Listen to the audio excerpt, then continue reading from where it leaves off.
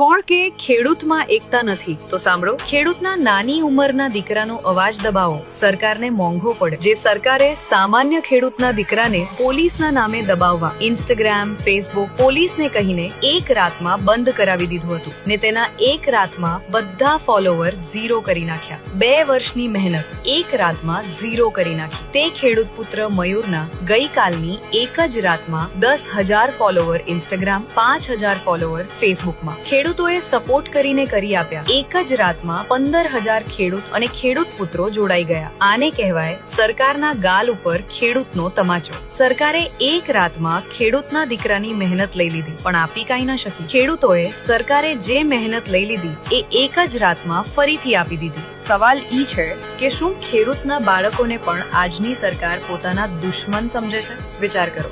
જેને ખેડૂતના નાના બાળકો પ્રત્યે પણ લાગણી ના હોય તે સરકાર કઈ